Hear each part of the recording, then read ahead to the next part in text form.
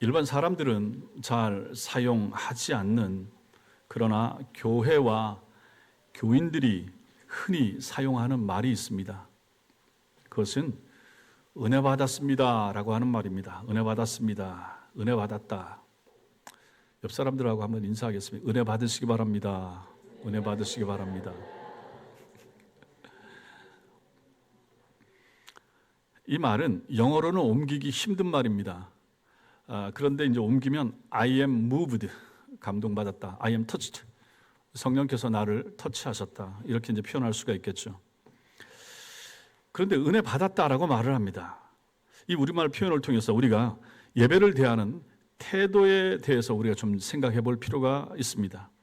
우리가 오늘 예배 좋았어, 오늘 은혜 많이 받았어 라고 말한다면 그것은 나에게 좋은 느낌이 들었다는 뜻입니다. 내가 받았다. 오늘날 교인들은 자신의 귀를 만족시켜주는 설교, 좋은 예배 음악, 부담이 없으면서 선을 넘지 않는 교제, 이것을 원합니다. 교인들의 이러한 욕구를 자극하고 거기에 맞추어 주는 교회는 수적으로 성장하고, 그렇게 하여 성장한 교회의 성공을 부흥이라고 부르면서 다른 교회들이 그러한 형태를 따라서 모방하게 되면 이것이 하나의 흐름, 트렌드, 유행이 되는 것이죠. 이런 현실 속에서 우리는 우리 예배를 돌아보아야 될 것입니다. 나는 예배를 어떻게 하고 있는가? 예배를 잘 드리고 있는가? 나에게 좋은 예배여야 하는가? 내가 예배에 참여하여 만족해야만 하는가? 내 마음의 감동이 곧 은혜인가 생각해 볼 필요가 있습니다. 그래서 저는 오늘 이 시간 예배의 본질은 무엇인가? 예배를 드리는 바른 태도에는 어떤 것이 있는가를 오늘은 본문 설교가 아닌 주제 설교로 말씀을 한번 같이 생각해 보고자 합니다. 먼저는 예배의 본질을 좀 생각해 봐야 됩니다. 예배 본질에 대해서 생각할 때 제일 중요한 지점이 있습니다. 그것은 뭐냐면 나를 중심으로 생각해서는 안 된다는 것입니다. 내가, 내 은혜, 내가 감동받은 찬양. 예배는 내가 즐기기 위한 파티나 공연 같은 것이 아닙니다. 이것을 좀 더 이해하기 쉽게 표현하자면 이렇습니다. 예배는 쉽게 표현하는 거예요. 예배는 존경하는 사람의 취임식이나 은퇴식이나 아니면 환갑잔치에 참석하는 것과 비슷합니다. 예배에 참석하는 이유는 나의 재미, 나의 유익이 아니라 만약 그런 모임에 간다 그러면 취임하거나 퇴임하는 그분에게 있습니다. 그렇잖아요. 그분을 축하하기 위해서, 높이기 위하여. 이런 자리가 설령 지겹고 재미없을 수는 있지만 괜히 갔다라고 말하지는 않습니다. 퇴임하는 분, 취임하는 분, 칠순잔치, 환갑잔치, 괜히 갔어, 이렇게 잘 얘기 안 한다는 얘기. 그분에게 초점을 맞추기 때문에 그런 것이죠. 오히려 행사를 마치고 돌아오면 마음이 뿌듯합니다. 그것은 내가 그 자리에 간 목적이 그분을 위한 것이고 그분이 내가 그 자리에 참석한 것을 보고 기뻐하는 듯한 마음이 들면 가길 잘했다, 이런 마음이 들지 않겠습니까? 예배를 통해서 우리가 누리는 기쁨이 있다 그러면 바로 이러한 모습이어야 한다는 것이죠. 예배는 하나님을 위한 것입니다. 예배는 기본적으로 나를 위한 것이 아니라 하는 것이죠. 또 다른 예를 들어볼까요? 명절이 됩니다. 명절이 되면 우리 중에 많은 사람들이 고향을 갑니다. 멀리 갑니다. 저 전라도 끝에, 저 경상도 멀리까지 갑니다. 그 수고를 합니다. 어떤 분들은 기차표를 삽니다. 기차표를 사기 위해서 애를 쓰고 힘쓰죠. 분초를 다투면서 경쟁합니다. 아니면 당일날 그 전날 내려가죠. 긴 시간 내려갑니다. 5시간, 6시간, 7시간 내려가기도 합니다. 극심한 차량 정체도 잘 참아내야 됩니다. 그 고생을 하면서 고향에 가는 이유가 무엇입니까? 무엇 때문에 갑니까? 우리가 고향집에 내려온 것을 부모님이 기뻐하시고 형제들이 좋아하기 때문입니다. 부모님이 기뻐하시니까 우리가 좋은 거죠. 그분의 얼굴을 뵙고 잘 살고 있는 나나 가족들, 손주들의 모습을 보여드리는 것, 그래서 그분이 좋아하는 그것 때문에 그 긴 시간 수고하고 돈을 들여서라도 우리는 멀리까지라도 간다는 얘기입니다. 그 부모님이 기뻐하시는 모습을 보면서 자녀된 우리들도 기뻐하고 즐겁고 좋은 거죠. 바로 예배가 그와 같은 것입니다. 예배의 목적은 나의 유익이나 나의 은혜가 우선이 아니라 하나님의 기쁨이 먼저인 것입니다. 물론 우리는 예배를 통해서 우리 자신이 많은 유익을 누립니다.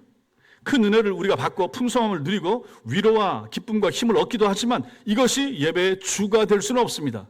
이것이 예배의 핵심이나 목적이 되지는 않는다는 것입니다. 고쳐야 됩니다. 내가 좋아야 은혜 받았어. 내가 은혜 받는 교회, 이 교회 좋은 교회야. 이 교회 참 괜찮네. 내가 판단하는 거죠. 옳지 못하다는 것입니다. 기본적으로 물론 처음에 믿음이 없거나 신앙이 어렸을 때는 그럴 수가 있습니다. 그러나 정상적으로 신앙생활을 하게 되고 은혜를 받고 체험한 사람들은 그렇지 못하다 하는 것입니다. 이제는 생각을 바꿔야 되는 거죠. 예배는 은혜를 받기 위해서 드리는 것이 아니라 은혜 받았기 때문에 예배하는 것입니다. 요한일서 4장 19절은 우리가 사랑하면 그가 먼저 사랑하셨음이니라 이렇게 말합니다. 순서가 중요합니다. 우리가 하나님을 사랑해야 하지만 그보다 우리가 사랑받을 만한 존재가 되지 못한 상태에서 하나님이 먼저 우리를 사랑하신 것이 복음의 핵심이고 예배의 출발입니다. 이게 복음입니다. 우리는 타락한 존재들이고 죄인들이었고 하나님 없이 살았음에도 불구하고 하나님이 먼저 찾아오셔서 사랑해 주셨고 불러주셨고 예배의 자리에 불러주신 거예요. 이것에 대한 감격 때문에 하나님을 예배하는 것, 이것이 예배자의 기본이 되어야 되는 것입니다. 그래서 예배는 예수를 알고 믿는 사람만이 예배를 드릴 수가 있습니다. 물론 예수를 안 믿는 사람도 예배의 자리에 와서 앉아 있을 수는 있습니다. 그러나 그 사람은 단지 예배에 참석하고 구경하는 데 그칠 뿐이지 하나님을 진심으로 예배하고 있지는 않습니다. 그 상태에서는, 그 상태까지는, 회심하기 전까지는 참된 예배가 아니라 하는 것이죠. 하나님의 은혜를 받고 아는 사람이 참다운 예배를 드릴 수가 있습니다.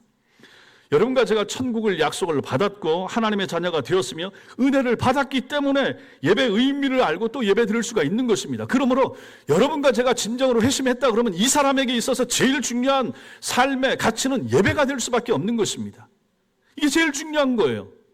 여러분과 제가 훗날에 하나님 나라 가서 거기서 계속해서 이어져서 할 것, 하나님 나라에서 예배인 것입니다. 요한계시록을 보면 그런 것이 나온단 말이죠.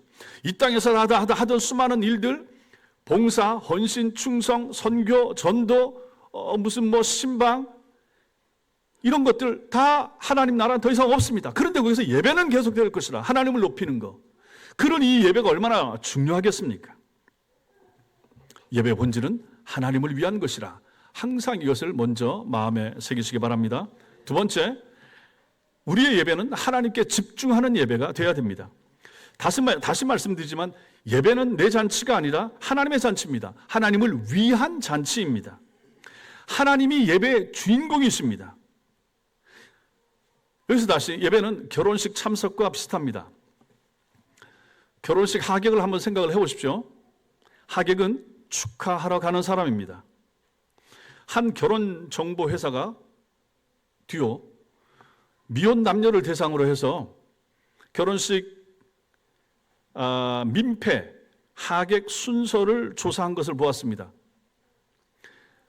민폐라고 아시죠? 저러면 안 되는데 저런 모습을 하고 오는 사람. 그래서 봤더니 민폐 하객 순서 5위, 본식은 보지 않고 바로 밥 먹으러 가는 사람 5등.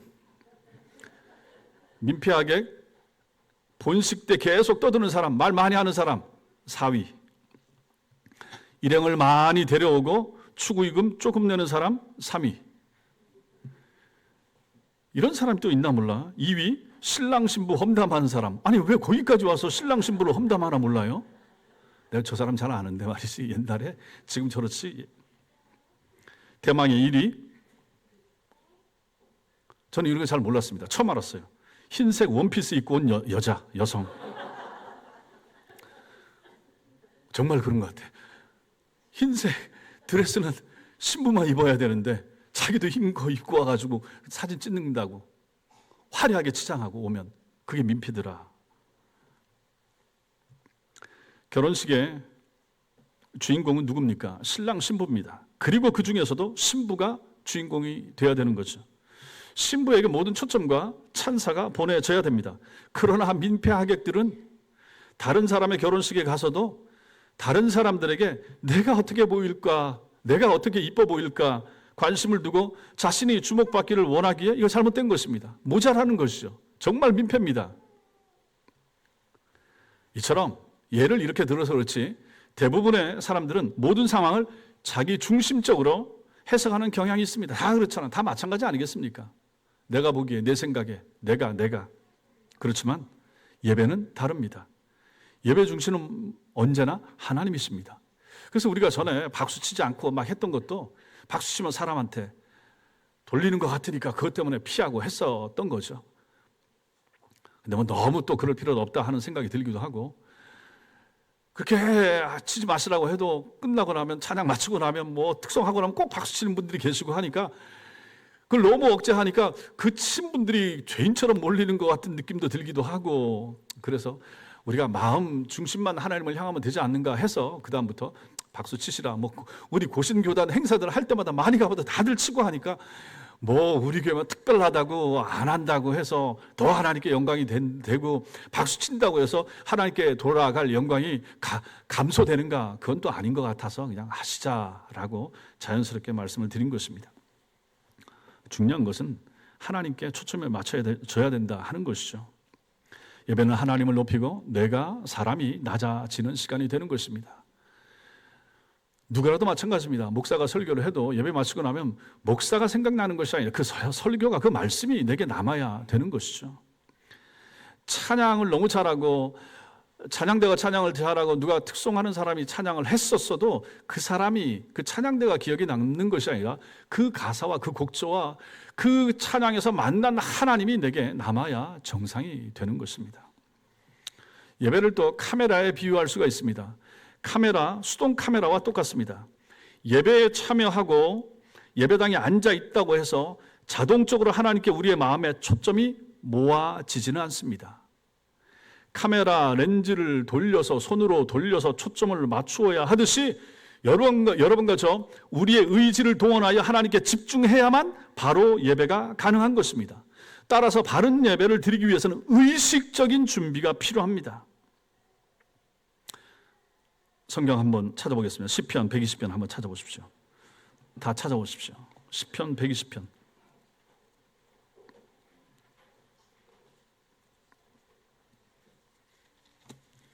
시편 120편. 896페이지 정도, 구약 성경 896페이지 정도, 시편 120편 찾으셨습니까? 1절 보시면 내가 환난 중에 있죠. 그 앞에 글자가 있습니다. 뭐라고 써 있습니까? 성전에 올라가는 노래. 그럼 뒷장 넘기셔서 뒷장이나 122편 보십시오. 122편 1절 앞에 한번 읽어보겠습니다. 시작. 다윗의 시 곧 성전에 올라가는 노래. 123편 앞에도 읽겠습니다. 시작. 성전에 올라가는 노래. 아하, 이렇게 보니까 시편 120편부터 134편까지는 전부 다 표제어라고 붙어 있어요. 1절 앞에. 이게 전부 다 성전에 올라가는 노래라고 동일하게 이 내용이 붙어 있습니다. 이게 뭡니까? 순례자들이, 구약시대의 순례자들이 각자의 집에서 1년에 3번씩 예루살렘 성전을 향해서 걸어서 올라가는 동안에 불렀던 노래가 바로 이 노래라는 거죠. 자기 집에서 나와서 예루살렘 성전까지 가면서 갈릴리에서 오든지 가버나움에서 오든지 어디서 오든지 예루살렘에 올라가면서 올라가는 동안에 이 시편의 노래를 암송하고 불렀다라고 하는 것입니다. 저들에게는, 저 순례자들에게는 성전에 도착해서 성전 뜰에 들어가는 순간이 아니라 예배하러 가기 위해서 길을 나서는 순간부터 이미 예배가 시작이 되는 것입니다. 이것을 여러분과 저 우리의 삶에 적용을 하면 예배를 드리기 위하여 여러분의 집을 나서는 순간부터 혹은 자동차의 시동을 거는 순간부터 예배가 시작된다, 이렇게 말할 수가 있는 것이죠. 이처럼 주의를 잘 지키려고 하면 준비가 필요합니다. 마음을 준비하고 몸을 준비하고 성경책을 준비를 하고 또 헌금도 준비하는 것입니다. 예배를 잘 드리고 싶다면 토요일 저녁부터 성전으로 올라가는 이 순례자들과 같은 마음의 상태 모두를 그렇게 바꾸어야 되는 거죠.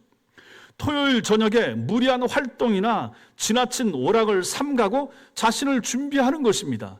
내일 오전에 예배 드릴 그 예배에 초점을 맞춰서 마음과 몸의 상태를 조율을 하는 거죠. 다음날 예배를 생각하면서 몸과 마음을 포함한 모든 이 영적인 컨디션을 미리 준비하는 것입니다. 어떤 교회에서는 예배를 이렇게 안내하는 것을 보았습니다. 예배당에 들어가기 전에 핸드폰을 끄십시오. 그리고 당신의 모든 염려도 끄십시오. 여러분도 마찬가지입니다. 예배 시작 전에 핸드폰을 끄는 행동을 하시면서 다른 것도 끄셔야 됩니다.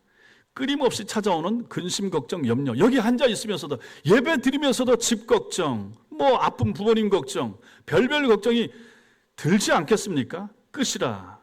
다른 사람을 계속 판단하고 정죄하는 마음도 끄셔야 되는 거죠. 이 예배 시간에. 최소한 이 예배 시간만이라도. 의도적으로 이렇게 노력하는 가운데 하나님께 우리는 온전히 집중할 수가 있을 것이고 그러한 사람들에게 하나님께서 준비한 은혜를 부어주시는 것입니다. 왜 피곤하지 않겠습니까? 앉아서 1시간 10분 정도 예배 드리는 거 쉽지 않을 수 있습니다. 또 목사 설교 듣다 보면 졸릴 수 있죠. 피곤하죠. 앉아서 잘 듣다 보면 졸릴 수가 있죠. 그럼에도 불구하고 그러한 내 몸 상태, 내 마음 상태를 깨워서 일깨워서 바르게 이 예배의 중심과 초점은 목사가 아니고 사람이 아니고 하나님이시니까 내가 졸면 안 되지. 졸면 목사가 보면 마음이 상할 수도 있지만 그건 사실 큰 문제가 아닌 겁니다. 중요한 것은 나의 조는 모습, 나의 집중하지 않는 모습, 예배 시간에 엉뚱한 거 하거나 혹시라도 핸드폰을 하는 이 모습을 위에서 보시는 하나님께서 마음이 어떠실까라고 하는 것을 생각할 필요가 있다 하는 것입니다.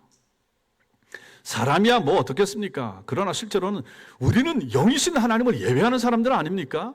이게 참 어려운 거예요. 눈에 보이는 사람들 앞에 저 절 같으면 금으로 칠해놓은 부처님 앞에 엎드려서 절하는 게 훨씬 쉽죠. 108번을 하든 3000배를 하든 눈에 보이니까요.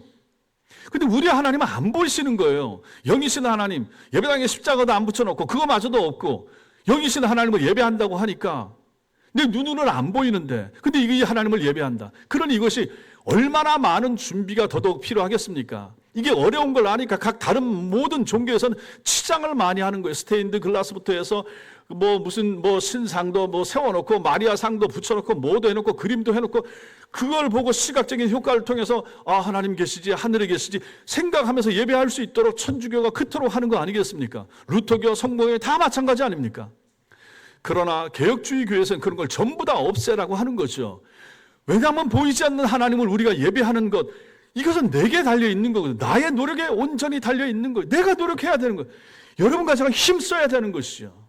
어렵고 힘들지만 우리는 성경만 붙잡고 믿음의 형제 자매들과 함께 앉아서 마음을 집중하는 훈련을 1시간 이상 하는 노력이 우리에게 필요한 것입니다. 이러한 노력을 통하여 하나님은 우리의 예배를 받으시길 원하신다 하는 사실을 마음에 꼭 새기시기 바랍니다. 세 번째로 우리는 예배에서 하나님께 사랑을 표현할 수 있어야 됩니다. 사랑하는 마음을 하나님께 표현하는 것, 이것이 바로 예배입니다. 하나님은 재물을 반기지 않으시고 사람을 반기십니다. 신명기 6장 5절 말씀 읽겠습니다. 시작.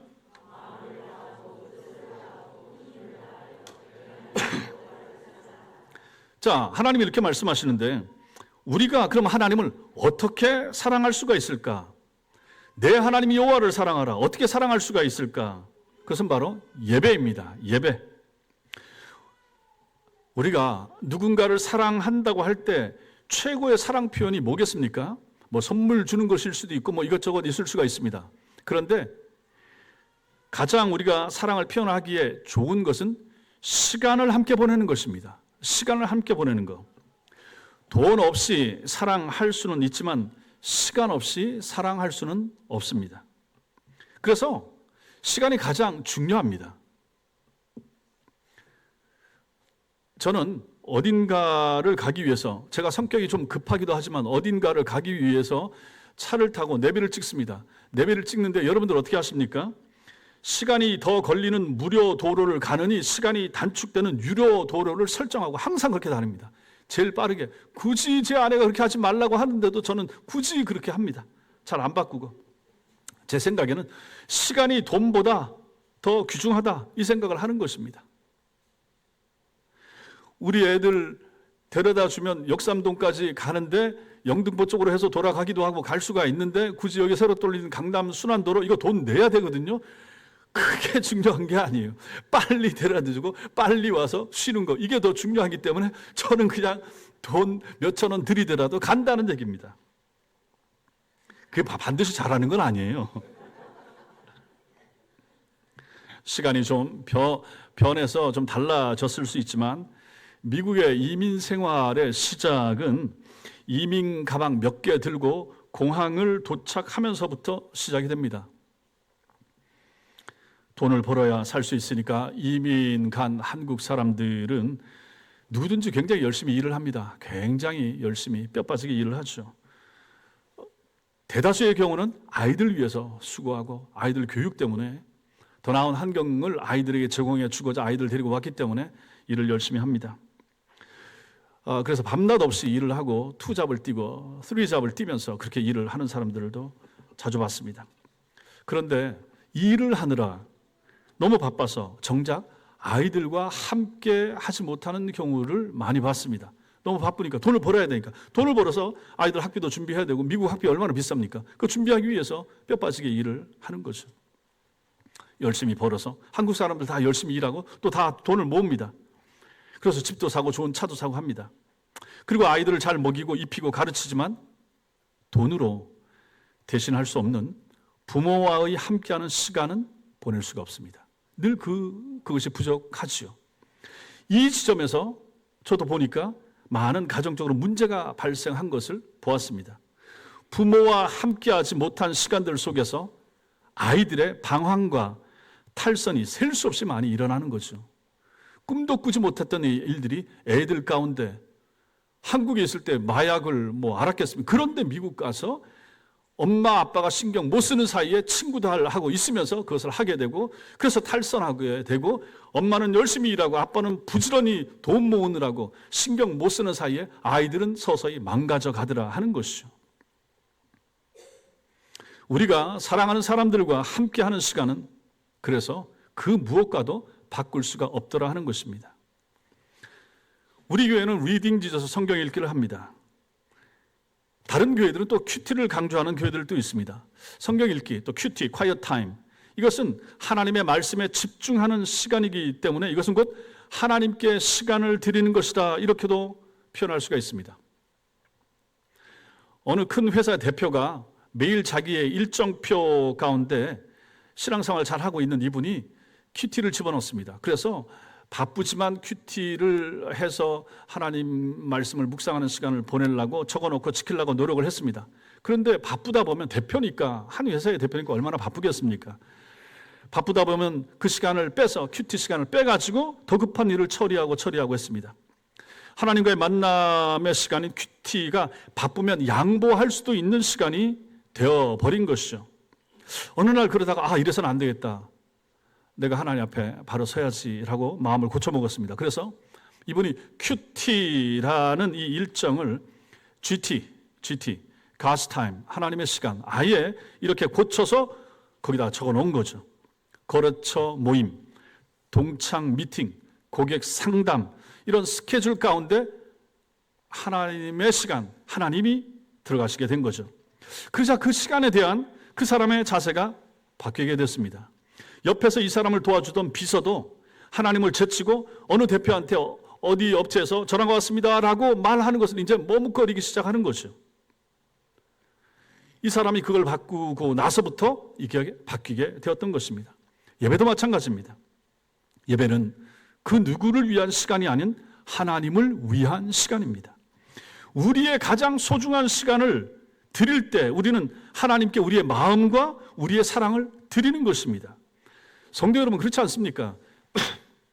일요일이 얼마나 소중한 시간입니까? 여러분들에게 있어서. 모자란 잠을 더 잘 수도 있고 밀린 일을 몰아서 할 수도 있는 시간이 일요일입니다. 만나지 못했던 사람을 만나거나 볼 수도 있고 나나 가족을 위해서 사용하기에 가장 적합한 시간 일요일이고 일요일 오전입니다. 이러한 귀중한 시간, 일주일 중에서 어떻게 보면 그 가치로 질로 따져보면 제일 높은 가치를 줄 수 있는 시간이 일요일이고 일요일 오전 아니겠습니까? 그렇다면 우리에게서 가장 귀중한 시간이, 이 귀중한 시간에 여러분과 저는 지금 하나님을 예배하고 있는 것입니다. 일주일 중 우리의 가장 소중한 일요일의 몇 시간을 떼어서 하나님께 드릴 때 우리는 실제로는 하나님께 주님, 제 마음입니다. 내게 시간이 귀중합니다. 시간이 돈보다 귀중합니다. 이 귀중한 시간을 하나님께, 하나님의 사람들과 함께 떼어서 드립니다. 내 사랑입니다. 내 사랑을 하나님께 바칩니다. 이렇게 고백하는 거나 마찬가지입니다. 그러니 성도 여러분, 얼마나 귀중합니까? 이 예배 시간이 얼마나 귀중합니까? 월요일부터 토요일까지 일주일 내내 이어지는 24시간 다 똑같잖아요. 시간으로 분배하면. 그러나 그 중에서도 더 귀한 시간, 덜 귀한 시간 있지 않겠습니까? 일요일 날 오전 시간에 11시부터 오후까지 얼마나 귀중합니까? 이 귀중한 시간을 하나님 앞에 드린다. 그럼 여러분들은 무엇을 드리는 것입니까? 하나님, 내 마음입니다. 내 시간은 내 돈보다 더 귀중합니다. 시간을 드립니다. 내 마음을 드립니다. 내 사랑을 바칩니다. 받아주세요. 얼마나 하나님이 기뻐하시겠습니까? 하나님의 사랑을 받았다면, 그리고 하나님을 사랑한다면 우리도 이 정도는 해야 되지 않겠습니까? 돌아보십시오. 얼마나 큰 사랑을 받았는가? 얼마나 큰 은혜를 받았는가? 여러분과 제가 회심한 사람이라고는 내 영혼이 구원받았어요. 천당이 우리 것이 되었어요. 상속받았어요. 영생은 내 거예요. 언제라도 세상 떠나면 하나님 나라 갑니다. 세상 사람들이 모르는 가치를 알고 살아갑니다. 그러니 얼마나 감사합니까? 이 위대한 하나님의 은총을 받은 우리가 하나님 앞에 드리는 거, 1년에 52번 시간을 떼어서 하나님 앞에 드리는 거, 이 정도는 해야 되는 거 아니겠습니까? 혹시라도 어려워서 재정이 없어 돈은 못 드릴 수 있습니다. 교회 올 때 헌금 못 가지고 올 수 있어요. 그러나 주님, 내가 다른 건 없어도 내 시간은 드립니다. 내 몸은 가지고 와서 하나님 앞에 바칩니다. 이 정도는 해야 되는 거 아니겠습니까? 이것이 신자입니다. 마지막으로 우리는 삶으로 예배할 수 있어야 될 것입니다. 삶으로 드리는 예배. 종교개혁자 마틴 루터가 있습니다. 이분이 복음의 진리를 깨달은 후에 카톨릭 수사였었는데 신부의 옷을 벗고 수녀 출신인 카타리나 폰 보라와 결혼을 했습니다. 독신으로 살아야 했던 카톨릭에서 나와서 결혼한 루터가 아이를 낳았습니다. 아이를 낳고 나서 아기 귀저귀를 빨고 아기 침대를 정리하고 아기 울음소리에 잠을 못 이루면서 겪었던 고통을 글로 적은 것이 있습니다. 루터는 인간의 몸을 통해서 아기를 주신 하나님의 뜻이 있다라고 결론을 내리고 이렇게 기록합니다.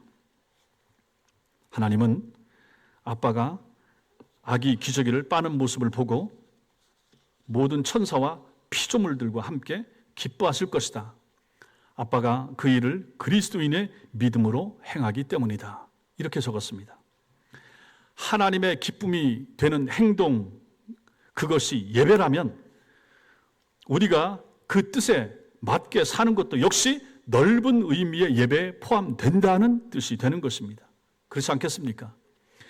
예배를 드린 예배자가 밖으로 나가서 세상으로 가서 가정으로 돌아가서 예배적 마인드를 가지고 예배에서 은혜를 받은 그것을 가지고 내 일상생활을 한다 그러면 하늘에서 보신 우리 아버지께서는 그것을 예배의 연장이라 인정을 하신다라는 것이죠. 우리의 행동과 섬김 하나하나에서 하나님의 미소를 발견하고 그것이 나의 기쁨이 된다면 그것도 예배가 될 수가 있으며 삶의 예배라 부를 수가 있다 하는 것입니다. 교회에 와서는 예배를 드리는데 밖에 나가서는 전혀 신자답지 않게 사는 그러한 사람들의 모습이라면 이 사람의 여기서의 예배가 무슨 의미가 있겠습니까? 그러니 실제로 우리가 여기서의 예배, 이것이 확장되는 예배, 삶 속에서의 예배, 이것도 중요하다 하는 것이죠. 여기서 예배를 잘 드리셨습니까? 가정에 돌아가서도, 직장 가서도, 학교 가서도 예배적 삶, 살아낼 수 있어야 그 사람이 참된 성도가 되는 것입니다. 주일에 예배당에 성도들과 함께 모여서 예전적 예배 순서 있고 십계명 낭독하고 사도신경 고백하고 이게 다 예전 아닙니까? 이러한 예전적 예배를 드리고 그 다음에 집과 일터로 돌아간 성도들의 믿음 안에서의 삶을 우리는 그래서 삶의 예배라 부르는 것입니다. 교회에서 예전적 예배 잘 드리셨습니까? 그러면 삶의 예배도 잘 드리셔야 되는 거예요. 저기선 저 예배는 엉망으로 드리고 여기서만 진심으로 드린다. 이게 가능하겠습니까? 여기선 바른 예배를 드린 분이 저기 나가서 세상 사람들과 다투고 싸우고 흉악하게 살고 이게 가능하겠습니까? 그럴 수가 없다 하는 것이죠. 우리가 설교를 듣고 은혜를 받거나 찬양을 들으면서 감동하지만 그 효과가 지속되지 못하고 금방 사라져 버리는 것은 하나님께 순종하여 자신의 삶을 바꾸려는 노력이 부족하기 때문인 것입니다. 말씀대로 살려는 순종 없이는 나의 심금을 울리는 찬양이나 심지어 내 영혼을 뒤흔드는 설교나 예배라 하더라도 그 감동이 오래 갈 수가 없습니다. 교회를 오래 다닌 사람들이 종종 이렇게 말하는 것을 봅니다. 우리 교회가 옛날엔 이러지 않았었는데 좀 변한 것 같아. 전에는 우리 목사님 설교가 좋았는데 요즘은 좀 달라진 것 같아. 저는 아직까지는 이런 얘기를 듣고 있지는 않습니다만 그렇게 말하는 사람들이 실제로 있기도 합니다. 교회들마다. 실제로 정말 그럴 수도 있습니다. 그렇지만 근본적인 원인은 교회나 목사가 변한 것이 아니라 내가 변하지 않은 것입니다. 무엇보다 내가 변해야 하는 것이죠. 우리는 설교를 들으면서 보통 고개가 끄덕여지거나 동의하게 되면 아멘이라고 말합니다. 아멘 할 수 있는 대목이 여러 번 나오면 보통 설교가 좋았어. 아니면 설교 은혜 받았어. 이렇게 말합니다. 그러나 성도들이 여러분들이 진정으로 은혜를 받았다면 이렇게 고백해야 되는 것입니다. 내가 틀렸구나. 내가 고칠 것이 많구나. 내가 이렇게 살아서는 안 되겠구나. 이것이 은혜 받은 사람들의 정상적인 반응이 되는 것입니다. 나오면서 저한테 말할 수도 있고 인사할 수도 있습니다. 그러나 거기서 그쳐서는 안 된다고 하는 것이죠. 정말로 예배에 대한 설교를 들었으면 내가 이 부분은 고쳐야 되겠구나. 내가 이 부분은 내가 놓치고 있었구나. 내가 이런 태도는 잘못했구나.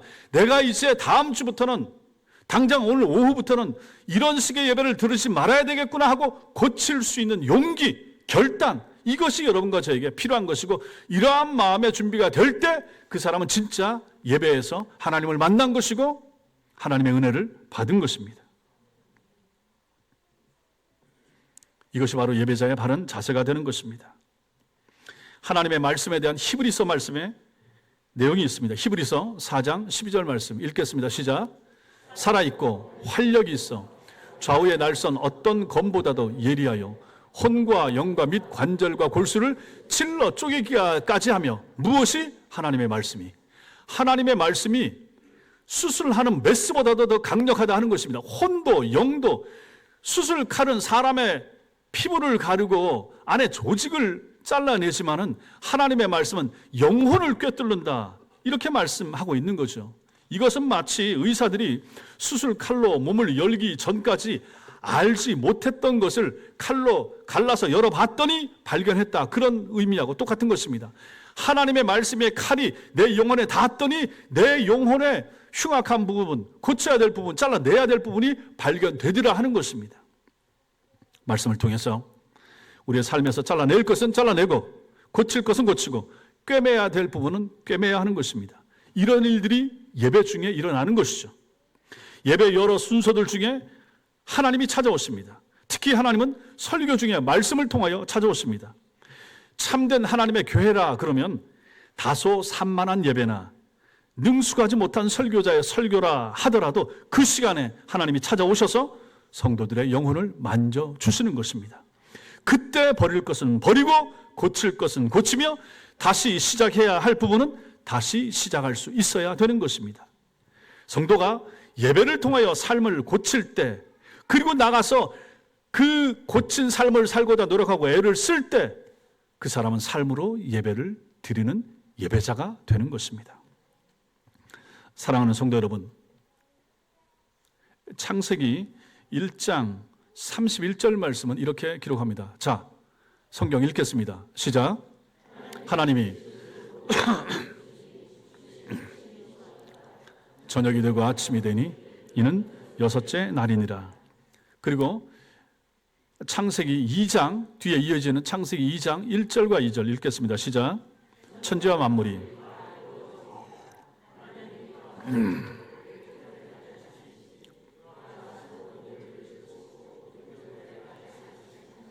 자, 그리고 나서 이어지는 3절 말씀 시작. 하나님이 그 일곱째 날을 복되게 하사 거룩하게 하셨으니 이는 하나님이 그 창조하시며 만드시던 모든 일을 마치시고 그날에 안식하셨음이니라. 예, 보십시오. 성도 여러분, 이 창조 기사를 자세히 읽어보면 창조의 최고의 정점은 엿새째의 인간 창조가 아니라 그 다음날 이어진 안식이라 하는 것을 우리가 알 수가 있습니다. 안식이 모든 창조의 실제로 보면 목적이 되는 것입니다. 이 창조 기사에 따르면 가장 첫날이 이제 월요일이 되겠죠. 인간 입장에서 보면 창조 이후 첫 번째 맞은 날이 무슨 날입니까? 인간 입장에서 보면 창조가 무슨 요일 날 된 겁니까? 토요일 날 가장 늦게 된 거죠. 그리고 눈 뜨고 나니까 맞이한 첫날이 무슨 날입니까? 안식일인 거죠. 인간 창조가 여섯째 날 마지막에 이루어졌기 때문에 그런 것입니다. 하나님께서는 6일 동안 일하시고 일곱째 날 안식하셨지만은 인간은 일곱째 날 눈 뜨고 쉬고 나서 월요일부터 일하기 시작하는 것입니다. 여기서 우리는 삶에 대한 중요한 진리를 발견할 수가 있습니다. 그것은 우리는 먼저 주일에 안식하고 나서 월요일부터 시작이 되더라 하는 것입니다. 쉬고 나서 시작하는 사람들, 안식하고 나서 시작하는 사람들, 일을 시작하는 사람들, 안식이 첫날입니다. 주일이 첫 번째입니다. 이날이 먼저입니다. 쉬고 시작하는 것입니다. 하나님이 그렇게 만드신 거예요. 하나님은 월, 화, 수, 목, 금, 토 그리고 마지막에 사람을 만드셨지만은 사람은 눈 뜨고 보니까 짐 받고 눈 뜨고 시작하니까 그날이 안식일입니다. 안식일 날 하루 보내고 그 다음날 월요일을 시작한 거죠. 여기에 놀라운 사람의 본질이 여기에 숨어 있더라 하는 것입니다. 이게 얼마나 감사한가. 하나님 우리를 먼저 쉬고 일을 하게 하시는 분이십니다. 안식일, 주일 후에 월요일이 시작하는 거예요. 우리가 맞이하는 주일은 그래서 영원한 천국 안식의 모형이 되고 그림자가 되는 것입니다. 이날 잘 안식해야 되는 거예요. 이날 쉬어야 되는 거예요. 교회 안 오고 집에서 쉬는 거, 교회 안 오고 집에서 TV 보면서 쉬는 것이 아니라 하나님을 예배하면서 쉬는 것이 참된 안식이 되는 것입니다. 그래서 주일이 중요하고 안식일을 거룩하게 지키는 것이 그토록 중요하다. 그래서 교회가 주일 성수를 그렇게 강조하는 것입니다. 이 안식의 시간에 무엇을 하면서 쉬어야 됩니까? 안식일의 주인이신 하나님을 예배하는 것입니다. 우리를 창조하시고 우리를 다스리시는 하나님, 우리에게 앞으로 영원한 안식을 약속하신 이 하나님을 높이고 이 하나님을 경배하는 거죠. 오늘 내가 쉬면서 보니까 앞으로 내가 하나님 나라 들어가서 쉬게 될 그 안식이 너무 그립습니다. 너무 사모하게 됩니다. 너무 감사합니다. 오늘 누렸던 이 은혜는 부분적인 은혜지만은 훗날에 내가 하나님 나라 들어가서 누리게 될 그 안식의 기쁨과 즐거움은 어찌 표현할 수가 있겠습니까? 이런 마음을 가지고 우리는 이 예배에 참여해야 되는 거죠. 이게 얼마나 감사한 시간인가. 그러니 이 시간을 빼먹을 수 있겠습니까? 이 시간을 넘어가고 시작할 수가 있겠습니까? 그러니 성도 여러분, 여러분과 제 삶에 있어서 고쳐야 될 부분, 이 안식일에 대한, 이 주일 성수에 대한 부분을 한번 고쳐보시라 하는 것입니다. 세상살이가 녹록지 않고 옛날과 달라지고 했지만 그럼에도 불구하고 이 하나님의 주일 강조에 대한 이 안식을 기하여 거룩하게 지키라라고 하는 이 말씀은 예수님 재림할 때까지 변함이 없으실 하나님의 말씀이 되는 것입니다. 그러므로 성도 여러분, 여러분과 저에게 있어서 주일 성수는 굉장히 중요하다 하는 것입니다. 하나님을 바로 예배할 수 있어야 됩니다. 하나님께 집중하는 예배, 하나님께 시간을 드리면서 우리의 사랑을 표현하는 예배를 드릴 수 있어야 되고, 나아가서 우리 삶의 전부가 예배가 되는 그러한 삶을 살 수 있어야 될 것입니다. 여러분과 저 우리 모두가 이러한 예배자가 다 될 수 있기를 주님의 이름으로 축원합니다. 기도하겠습니다.